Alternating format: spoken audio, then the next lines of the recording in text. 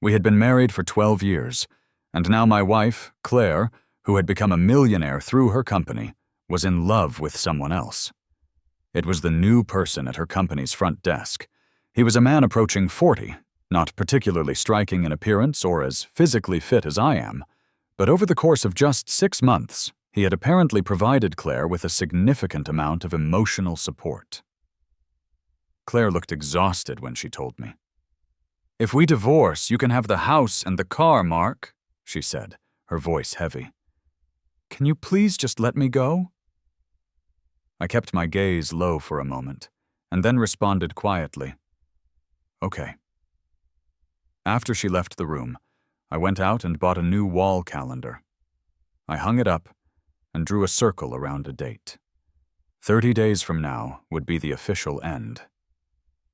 When I presented the divorce papers to Claire, it was only 40 minutes after she had confessed the affair. According to the terms I'd drafted, the house, the car, and the custody of our child would all be mine.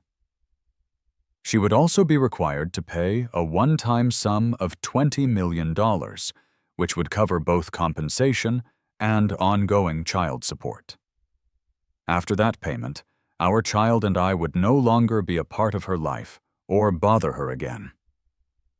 Claire was in the middle of a conference call when I slid the document onto her desk. She glanced down, saw the words, "Divorce Agreement," and her expression barely flickered. She just nodded slightly to acknowledge it. I turned and walked out of her home office.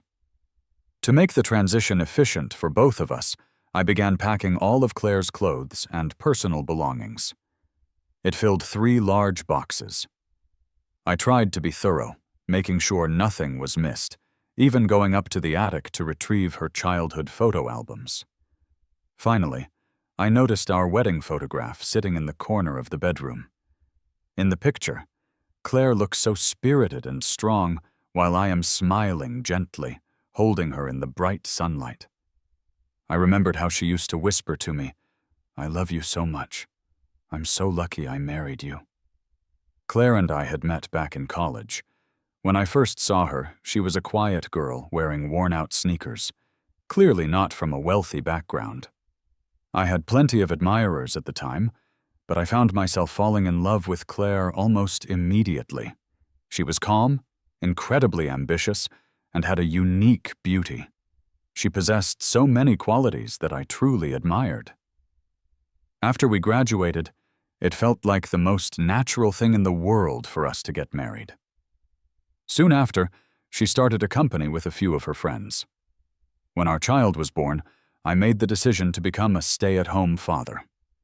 I dedicated myself to supporting Claire's career, taking care of our home, and raising our child. As her business expanded, Claire had more and more social events and business dinners to attend. I made sure to find time in my own busy life to exercise, stay in shape, and study fashion and style to keep up. Despite her demanding schedule, Claire never neglected us. She would always make a point to come home and spend time with our child, and would even help with household chores. To anyone looking in from the outside, we were the perfect couple, the very model of a successful marriage. I'm not exactly sure when things began to change. Claire started moving her meetings to the evenings more frequently. Sometimes she claimed she was so busy that she would just spend the night at the office. Some of our friends joked that I should watch out and keep a closer eye on things. I always reassured them that nothing was going on, although I admit I felt a growing anxiety inside. I brought Claire and her team late-night snacks on several occasions, but nothing ever seemed out of the ordinary. It always just looked like a group of people working late in a meeting, with that man sitting at the front reception desk. His name was David. He was around 40 years old, with a slim build and short hair. There was nothing remarkable about his appearance at all, but his voice was surprisingly gentle. He always smiled and greeted me politely when I came in. After all these years together, I knew this day might eventually come. I had perhaps imagined it would be with a savvy male secretary, or a young college student full of energy, or even an assertive male boss she worked closely with. But I never, ever guessed it would be the man from the front desk.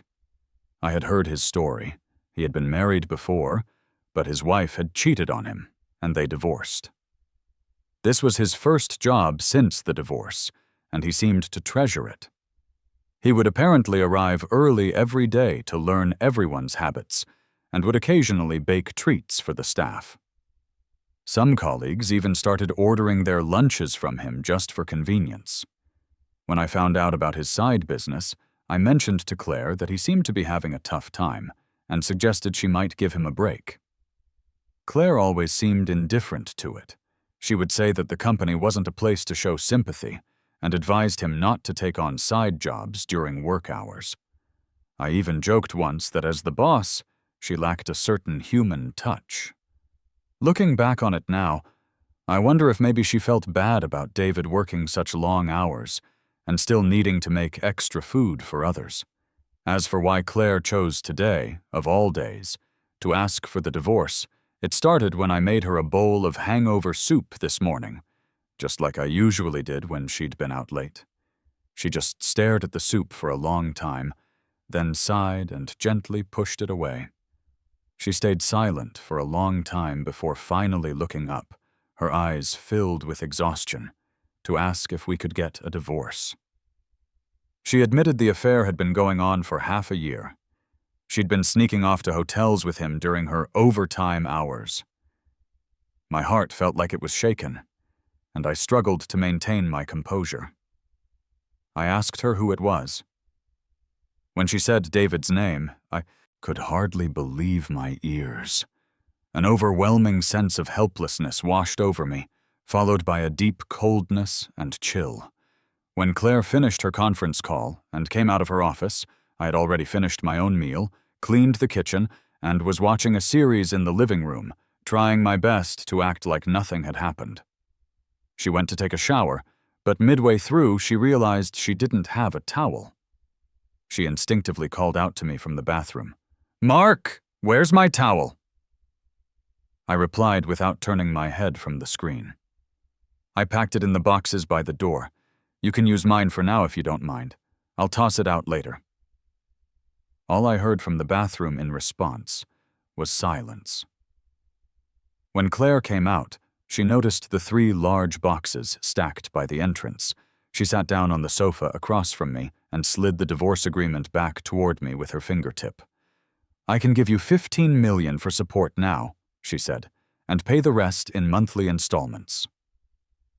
I interrupted her. "No. I want a lump sum. I'm sure he wouldn't want you to have any further contact with me." Claire looked puzzled by my statement. "Our child isn't just yours, Mark. I have a right to be part of her life, too. I know this is my fault, and I'm willing to compensate you, but you don't need to use our child as leverage against me." I paused the show I was watching and looked Claire directly in the eye. "You cheated, so compensation and support are only fair. Compared to your total assets, taking the house and car isn't really that much. Our daughter is high maintenance and very sensitive. How much energy can you realistically spare away from your new romance to properly care for her? Being part of her life is about more than just money. It's about time and presence." Claire was silent for a moment before responding. "There is no way I would let $20 million sever my bond with our daughter." I flipped open the divorce agreement again. "The $20 million is for compensation and child support," I stated clearly. "If there are other needs for her, you can transfer money directly to her. I'll open a separate bank account for that purpose." Claire suddenly smiled, a cold sort of smile. "Mark, I never knew you valued money so much. You always seem to be talking about it." "What else is there to talk about?" I retorted. "Loving you certainly didn't work out, did it?" Claire fell silent at that, her expression turning stern as she quickly signed the divorce papers. She also arranged for us to go to the Civil Affairs Bureau first thing tomorrow to finalize the divorce filing. Then she called a driver to pick her up. By the next morning, Claire was already gone. My daughter, Sophie, ran out of her room and gave me a big hug. She was so excited to tell me about a dream she had last night that it made her really happy. As I listened to her, I gently mentioned that I might have to start traveling a lot for work soon. Surprisingly, she didn't ask what she usually would. "Mom, when will you be back?" Instead, she just said, "Oh, that's okay, as long as I have Dad with me." I couldn't hold back my tears. I had to make an excuse to go to the bathroom to pull myself together. Agreeing to the divorce with Claire was incredibly tough. Along with the sadness came a wave of guilt that my daughter wouldn't get to grow up in a complete family. But I knew this guilt wasn't mine to bear alone. After I dropped Sophie off at school, Claire and I met at the registrar's office to apply for the divorce. They informed us there is a mandatory 30-day cooling-off period, and then we can return to finalize it. Back in the car, I marked today on the new calendar. 30 days until the divorce is official. I was debating whether I should tell my parents about it now. I grew up in this city, with all my relatives and friends nearby. My parents are retired teachers, and I'm their only child. They've always been very open-minded, but my dad hasn't been in great health lately. I was planning to wait a bit longer before breaking the news. Claire called me a couple of days later, which is something she rarely does. Usually she would just send a text, knowing I'd respond quickly. But I had deleted her contact information last night. I picked up, and Claire sounded the same as ever. She said, "Mark, your mom called me. She cooked a lot of food and wants us to come over for dinner tonight. With your dad's health, maybe we should wait to tell them about the divorce until he's feeling better. What time should we go? Also, next Sunday is your dad's birthday. I can go with you." I was still hesitating about telling my parents, but Claire's words suddenly made my decision for me. I replied, "No need." Claire said, "Mark, don't try to be tough. Your parents' health is important." I calmly replied, "If you really cared about them, you wouldn't have cheated on me and asked for a divorce right now. Sure, my dad's body isn't strong, but his spirit is. He wouldn't want me to stick with a dishonest marriage just for appearances. Claire, don't call me anymore. If you want to see our daughter, you can follow the agreement and visit once a week." With that, Claire dropped the niceties. "Sophie is my daughter too, Mark. My family." "But you gave up on the family she belongs to, didn't you?" I responded. I heard Claire slam the phone down on her end before I hung up, trying to steady my own emotions. I headed to the mall, intending to replace everything in the house that Claire had liked. The bedding, the sofa, all of it. I wanted it all in stock and delivered immediately. After swapping everything out, I cleaned the entire house from top to bottom. Then I went to visit my mom. She just thought Claire was busy with work since she didn't come with me. I hesitated for a moment, but finally just called out to her, "Mom?" She must have noticed something was off right away. She stopped what she was doing and just looked at me. Even though I hadn't said anything yet, she must have sensed my turmoil and pain. I calmly explained everything that had happened. My mom handed me a tissue for my tears and spoke gently. "It's okay, Mark. Divorce happens. If she couldn't be faithful, it's better to know sooner rather than later. Once it's done, let it be." She took my hand and said, "Mark, promise me one thing. Once you decide to divorce, don't ever reconcile." I nodded firmly. "I promise." After dinner, my mom and dad talked privately for a long time. When they came out, Dad handed me a big red envelope. He said, "Today marks a new beginning for you. It's worth celebrating. My dear son, I hope you will always be happy." I cried for a long time in my car after leaving my parents' house. I had always feared letting them down. They'd had such a happy, harmonious marriage themselves. Even when people doubted my marriage to Claire years ago, they respected my choice. Now, seeing Claire's success, people envied us and praised my parents' judgment, and yet they still supported our divorce without question. I wiped my tears and checked the calendar. 28 days until the divorce. When I picked up my daughter from school, she said her grandpa had called her. He told her he missed her and asked if she could stay with them for a week. I was a bit stunned by the offer, but we packed her suitcase, and she was thrilled. She mentioned that Grandpa had promised to fly drones with her. After dropping her off, my mom walked me to the door. "Mark, cheer up. Go out and enjoy yourself for a bit." She watched me leave, standing in the same spot by the door for a long time. I checked myself in the car's rearview mirror. I looked pale and downcast. I freshened up with some of my skincare routine and changed into a brighter outfit. I decided to go on a week-long trip, just to see new people and places and hear different stories. I came back feeling much better. The calendar now showed 21 days until the divorce. I came back just in time for Dad's birthday. This year, they chose to celebrate at a hotel, inviting our extended family and a few close friends. It was close to our home, with 5 tables reserved. Everyone there knew each other. Many of them asked about Claire. Fortunately, my daughter had a school activity today, so she wasn't there. My parents didn't directly answer their questions. Before the meal began, Dad gave a short speech, and right then, Claire arrived. She looked polished, carrying several gift bags and a red envelope. Everyone greeted her. She handed Dad the envelope, saying, "Happy birthday, Dad." Dad just gave her a brief glance. "Claire, that's not necessary. We shouldn't trouble you since you and Mark are getting a divorce." That left her speechless, and the room went quiet. She whispered, "We're still in discussions." Dad shook his head. "It's all the same. No difference." After saying that, I turned and invited everyone to eat and drink. Claire just stood there, gripping the gift bag tightly. My mom politely returned the other items to her. She didn't linger, and left. Once she was gone, our friends and family, understanding the situation, didn't bring up Claire again.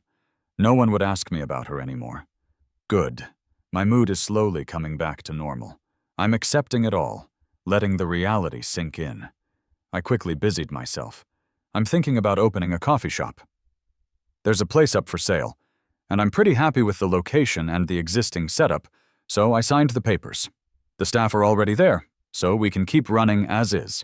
But I want to take some time to tweak the menu and improve the flavors. Then I'll replace the signage and some of the furniture. It'll start with a soft opening. After setting plans at the store for the whole day, I decided to go home. I glanced at the calendar in my car. Divorce countdown, 15 days. Right after I got downstairs, a guy named Ben from Claire's company called me. He's always been cheerful and is quite likable, a bit of a goofball. He asked if I was busy, and when he heard I wasn't, he wasted no time venting to me, asking if I was really divorcing Claire. I didn't hide it, and told him yes. He immediately asked if it was because of David. I wasn't sure why he would say that. Maybe Claire had made it public. When I didn't respond, Ben groaned. "Mark, I knew it was because of that guy.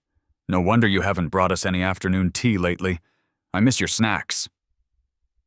When Claire and I were together, I used to bring afternoon tea to her office almost weekly to thank the team. Some of her colleagues even joked about staying at the company just for those treats.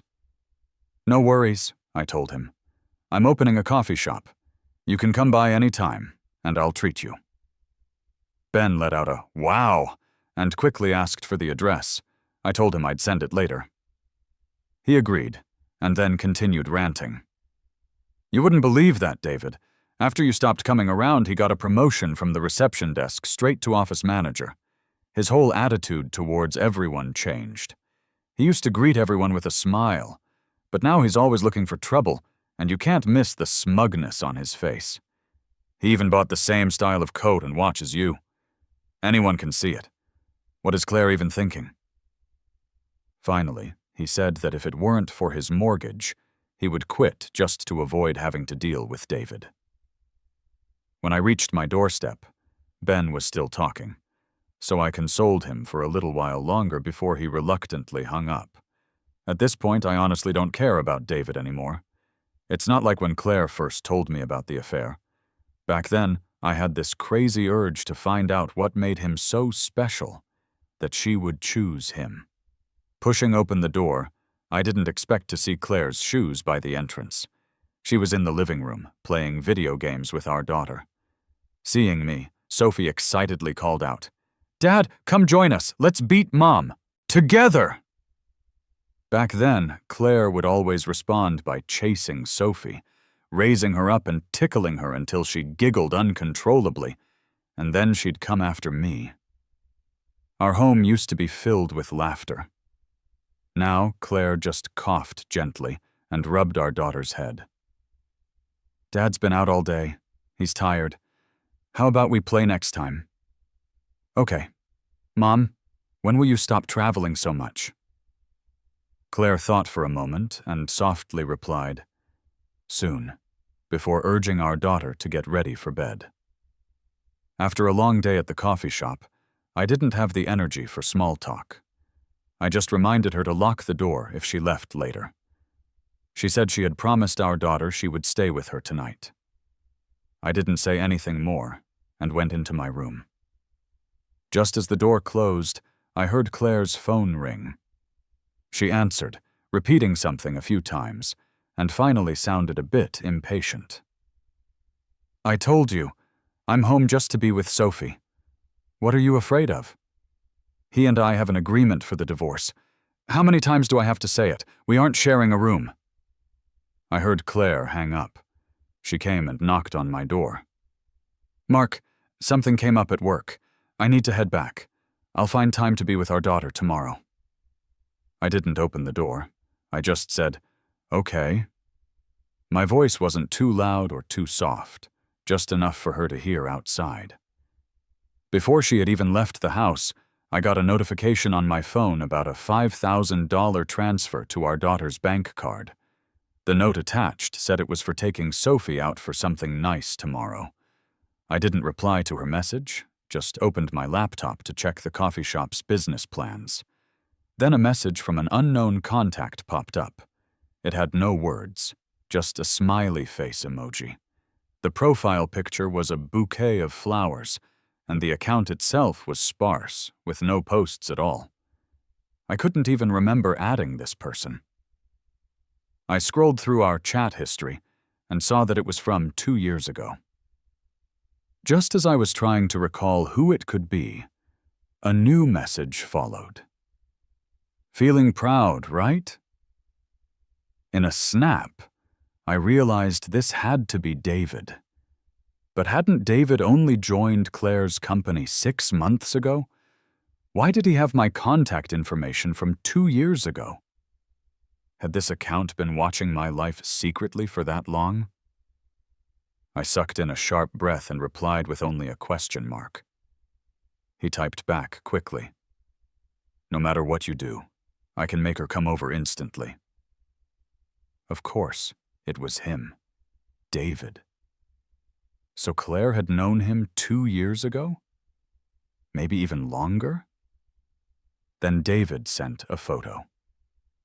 When I opened it, I saw Claire, topless, sleeping in a hotel bed with a man's hand resting on her chest. The date stamp in the bottom right corner read, February 16th, 2023. Staring at the picture, an overwhelming wave of nausea hit me.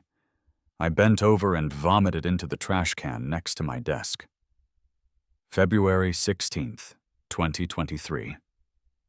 That was the day my dad had his first surgery after he fell ill. Claire was supposedly super busy all month, traveling for work, postponing meetings just to be there for me. She spent every moment on video calls, soothing me, telling me everything would be okay. When I couldn't sleep out of worry for my dad, she stayed on the call with me all night long. She had barely managed to sneak away on the morning of the 16th to be with me outside the surgery room. But it turns out, even amidst her supposedly chaotic schedule, she had managed to find time for a quick rendezvous with David. How could she face me so calmly after that? Seeing no reply from me, David seemed to be reveling in it and sent several more pictures, all of them neatly dated. One was from our wedding anniversary.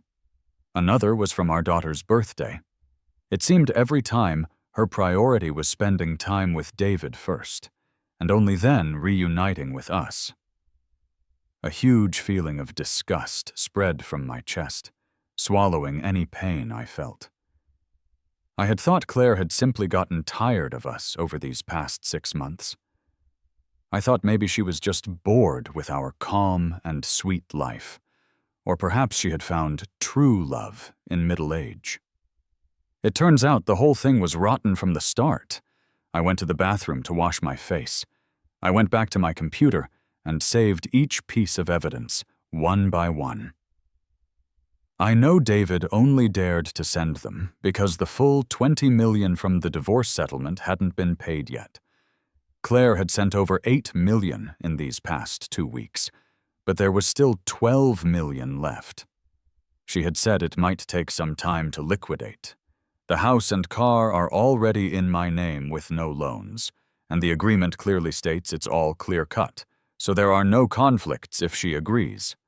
If I make a scene now, it will only mess things up for Claire's company, and acting rashly wouldn't do me any good. My daughter might end up losing her mother completely over this. Claire probably knew I might react strongly when she first admitted to cheating. But I've always been about keeping things civil. I wouldn't go to her office and lose my cool. David, on the other hand, clearly didn't expect me to take it so calmly. Not only am I not making a scene, I haven't even gone to Claire to confront her about him, which must have surprised him. He knows that in this situation, whoever makes a fuss first loses. One thing is weird, though. David has been around Claire for so long and managed to hide so well, even fooling everyone at the company for 6 months. So why the sudden impatience? I mean, in just 2 more weeks, Claire and I would be done anyway. And yet he starts a fuss just because Claire swung by to visit our daughter. I checked the time. It wasn't too late. I called up Ben. He was out having dinner with some colleagues, and they were apparently all gossiping about Claire and David. We all shared some information, and I found out some new details. Apparently, Claire got drunk at an event about 2 weeks ago, and some handsome CEO personally drove her home. He even asked her out privately a few times after that. Plus, since I haven't been to the office this week to drop off afternoon tea, rumors started flying that Claire and I had a cheaties. The word got out that she was going to be single again soon. And just like that, there were other, more eager guys trying to make a move on her. That's when David started losing his cool. "Mark, you're such a great guy, really. I don't want to keep things from you." "Don't be upset," Ben said. "Even though Claire is stunning and sharp, she's a real piece of work. You'll meet someone fantastic. Heck, forget women for now. You'll hit your stride. The cafe will blow up and then you can think about women." Ben actually cracked me up, even though I was feeling pretty down. I thanked him and promised to keep pushing forward. I noticed it was after midnight, with the reminder on my calendar shining bright. 14 days until the divorce. Thanks to Ben, I get why David has been pushing Claire to take him to the general office, and why his attitude changed so suddenly. With Claire and I getting divorced, he thought he could quickly secure his spot, but now that everyone else has learned about it, they're jumping in. Each one of them is a catch, and they bring a sense of excitement he can't offer. He's scared he'd lose his cooked goose. He's feeling threatened. He needs to flex his authority to ward off those other men eyeing Claire. It likely wasn't his first outburst this half-month. Tonight, he made Claire leave my house on purpose. He's aware he pushed too hard. That's why he thought sending me those photos would trigger me. He wanted me to confront Claire, to make her see me lose my composure, and redirect the focus back onto me. Before he dumped those ugly photos on me, I really didn't wish to get involved in their drama. But since he insists on being gross, I'll grant his wish. I didn't block him, or mute him. First thing the next day, I asked Claire out for a meal. She was a bit taken aback by the invitation, but agreed. I picked a restaurant where Claire first celebrated my birthday with me, near our old college town. Back then, it was just a small stir-fry joint. Now, it has doubled in size, and the business seems much better. Claire's flashy luxury car, parked outside, looked totally out of place in the old alley. This restaurant was the most Claire could afford to take me to more than a decade ago. She had spent ages saving up from her part-time job to buy me a watch and took me there for dinner. I looked at Claire across the table, dressed impeccably in her business suit, and thought back to that sincere girl from my memories, who had long since faded away. I didn't get a private room. I sat us at a table by the street in the nice sunlight. We both stayed quiet. After we ordered, Claire carefully rinsed my chopsticks and bowl with hot water, a habit from our early days. While we were eating, she kept saying the taste was off. She even called the boss over and found out that his dad was, in fact, still the chef. She seemed a bit surprised by this, but didn't say much more. I had some of the spicy stir-fry pork. It tasted familiar to me, and I joked that she was the one who had changed. "Really?" Claire asked. "Of course," I said. "Over the years, Claire, you've tried a lot of fine dining. You've eaten a lot of expensive food. This tiny restaurant isn't special anymore. Yet, to me, it tasted just the same." Claire paused and looked at me, quiet for a moment, before saying, "Mark, I'm sorry." I smiled wryly. "People move on. That's something I'm learning from you." Gently, Claire tried, "You don't have anything you want to ask me?" "Would you actually tell me the truth if I did?" I replied. "Would you tell me that while my dad was in surgery, you were messing around with David?" "No, Claire, you'd never admit that." She was silent. Then she softly sighed, asking if I needed something. I was direct. I said I needed some cash lately, and asked if the remaining $12 million could be sent over soon. "Mark, even if you're only reaching out to me for money today, I'm still happy," she said. "I didn't think, after all these years, I've moved forward and you're still here. I'll get you the money promptly. If you need anything else, just reach out." Once Claire left, I settled the bill. I also sent a thank you bonus to the owner for the small favor he did for me earlier. He had told Claire the truth, that although his dad was still a chef, there were other cooks in the kitchen now. The spicy stir-fry pork? It was not made by her dad. The taste was similar, but definitely not the same. It's perfectly normal for Claire to notice something was different. I just wanted her to feel like she had gotten a dose of superiority from our meeting. I wanted her to feel that she's different now, while I'm still the same person, remembering and missing the past we had together. Softening her up like that will make it much easier to negotiate any future conditions. After stepping out of the restaurant, I went to a private investigation studio. I had contacted them last night, and I got a message this afternoon saying they had what I needed. Quick enough. They handed me a dossier. It was all about David. Age 41, married, with kids. A 12-year-old, in fact. His wife works in a factory in the city next door. Besides that, his main contact these last 2 years has been with his brother. His brother even knows about Claire. Honestly, I was shocked when I saw this information. I knew David's age, but he always told everyone at work that he was divorced, and he already had a child. The key piece of information is that he's still not divorced. I asked the studio head if the dossier was real. He proudly gave me an okay gesture. You can count on me. Just nod, and I can send it right away. No need, I said. I didn't get this information to inform Claire. On the contrary, I hope David can hide his wife well, at least for now. At least until my own divorce is finalized. I had underestimated David. I thought he just wanted a side chick to take the spotlight. I didn't expect this was a full-blown romance scam. He spent 2 years working on Claire and is now on the verge of succeeding. He won't let others snatch it away. I circled the date on the calendar. 13 days until the divorce. When the $12 million hit my bank account, I was busy with the soft opening of the coffee shop. I tweaked the interior style a bit and set up some coupons. So far, it's working out quite well. A friend asked if buying out all at once was a bad move. I believe business isn't always smooth sailing.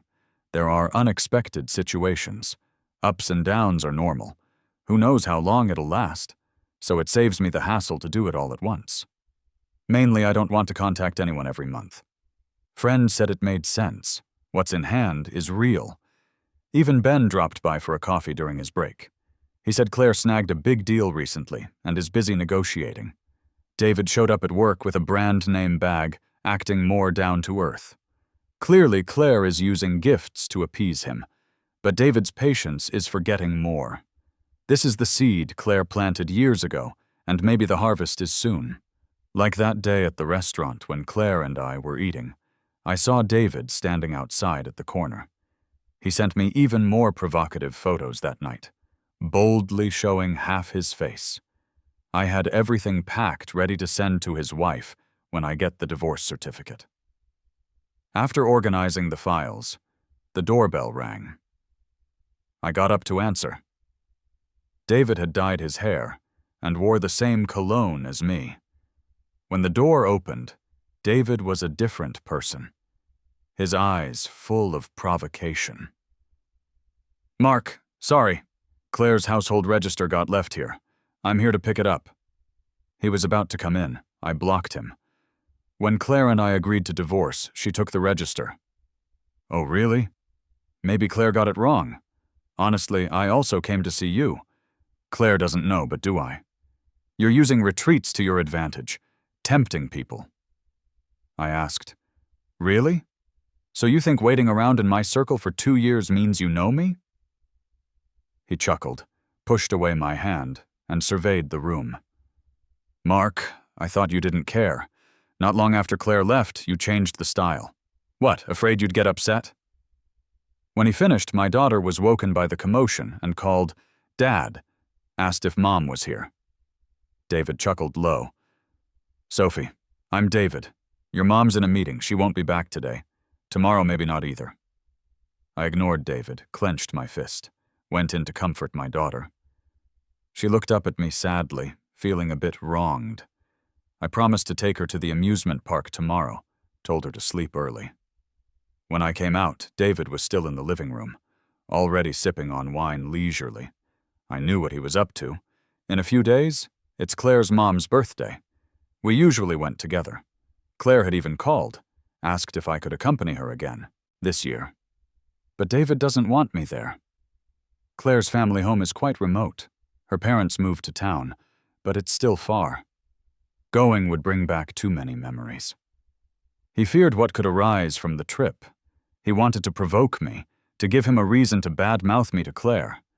Perfect timing. I couldn't find a good excuse to refuse Claire after getting the $20 million.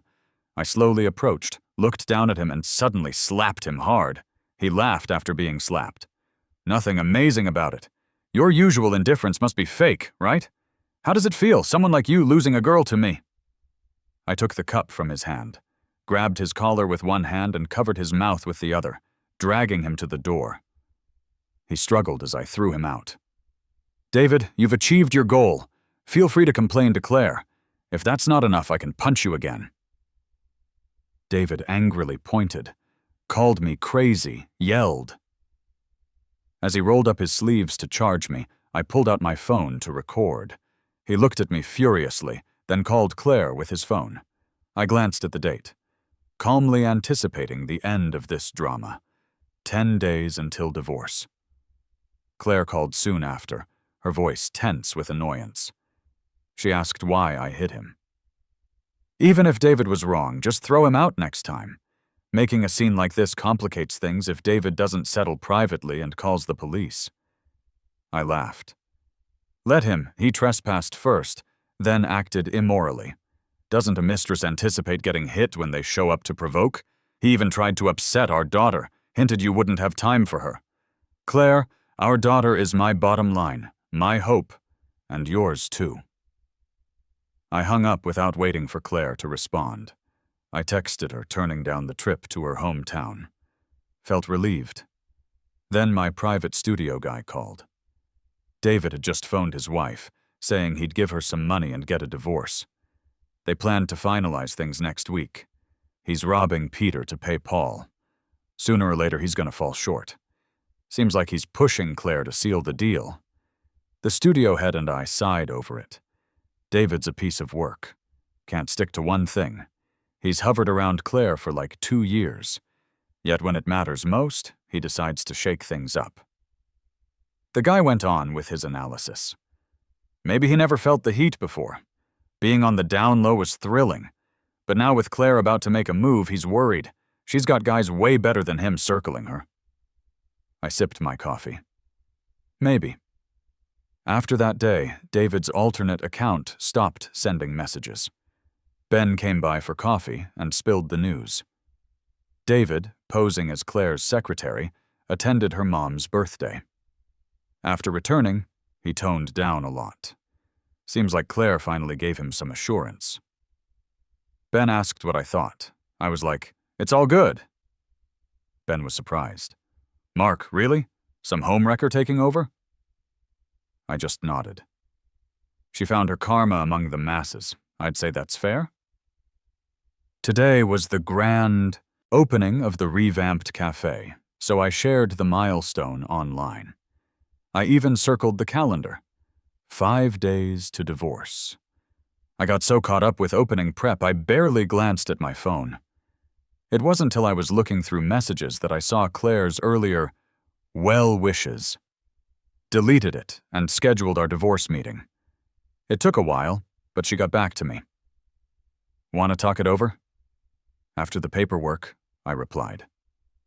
Long pause, then, "Okay," text from Claire. 10 a.m., I messaged next. Cool. Nothing outside changed. The decor inside did. It's hope, a fresh start. I packed away all the photos David gave me. 2 days till divorce.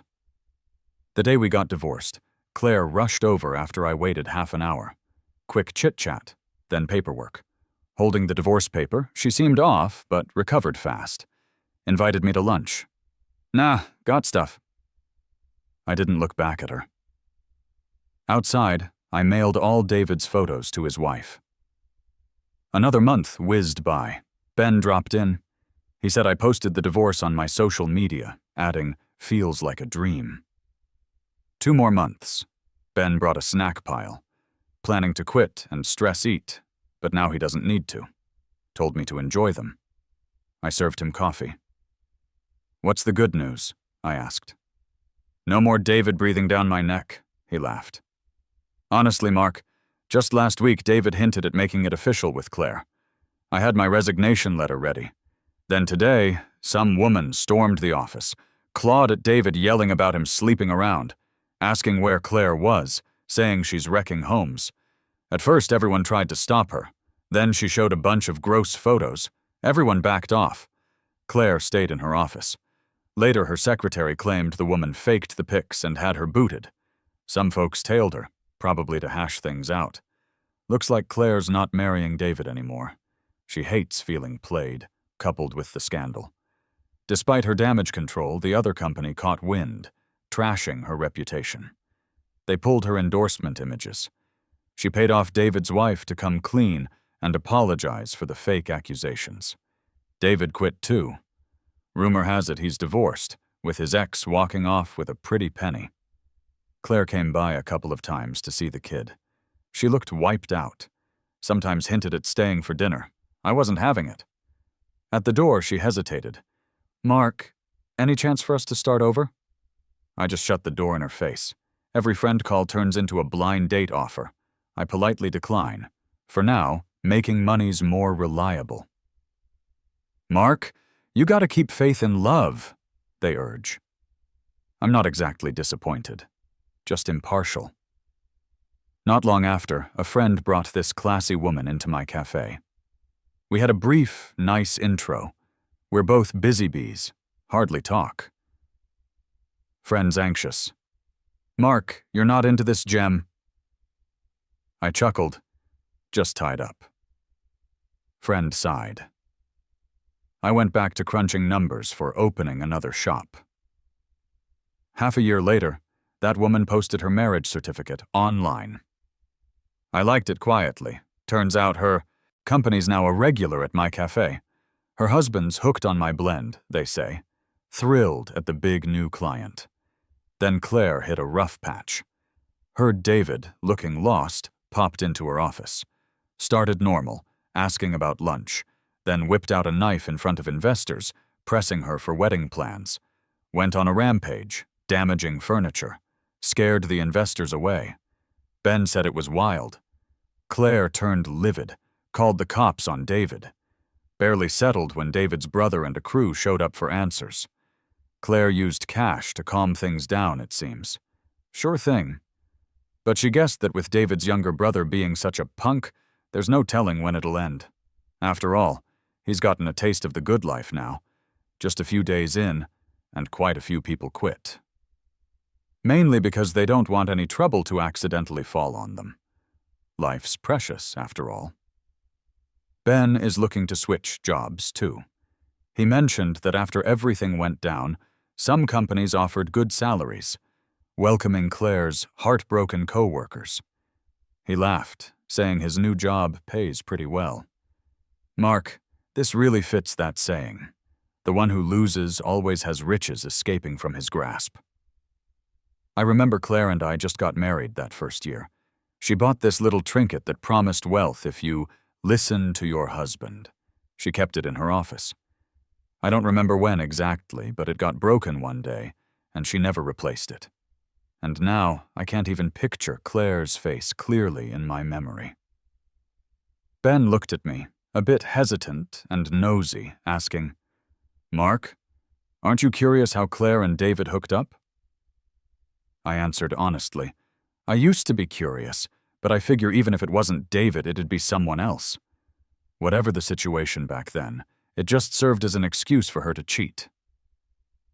After seeing Ben off, and just before closing the shop, Claire arrived. Her clothes were a bit wrinkled, and she smelled of alcohol. She looked rough, and her voice was hoarse. "Mark, could I have a glass of water?" I had someone get her water. Not long after, the shop closed. She followed me to the car and asked if she could come see the kids. "Sorry, she's at my mom's today and won't be back soon. You can visit her according to the agreement." She looked pale, coughed a few times, and called out to me, "Mark, I messed up. I'm sorry. I'm not a good person. I wronged you and our daughter. Could you forgive me? If we could start over, I'd put all the assets under your name." I shook my head at Claire. She stepped forward, clutching the car door and breathing heavily. "I swear, I promise, if there's a next time, I'll leave with nothing. I was really drunk, caught up in the moment, feeling like life was just too bland. I never thought you'd actually agree to the divorce when I brought it up. I thought you'd be mad, yell at me. I was being stupid, not appreciating the good life we had. But I really do love you, Mark," she started. But I interrupted. "Claire, I have a lot of things to do, and no time for this. Whether you're trying to calm investors by talking to me, or you genuinely regret something, it doesn't matter to me. What matters is, you're a part of my past now." Claire's lips pressed together, turning white as she tried to speak again. I cut her off, annoyed. Claire, let's just leave it at that. If I say more, it'll be impolite. She suddenly fumbled for her phone, showing me an account. Mark, I know you won't forgive me, but I swear the first time with David was a mistake. This is my private account. It has all the records of our life together, and later my infidelity. She kept talking rapidly, scrolling, and I caught glimpses of photos she secretly took of me, accompanied by words of affection. Then she got too busy with work, worrying about the company's future. I turned away, ready to drive off. Claire hastily tossed her phone into the car. When I got home, I casually tossed her phone aside and went to wash up. When I came back, her phone was still lit, must be set to not lock. I stared at the screen, then pressed the power button, tossed it in the trash, and sat down at my computer to plan for new coffee shop locations.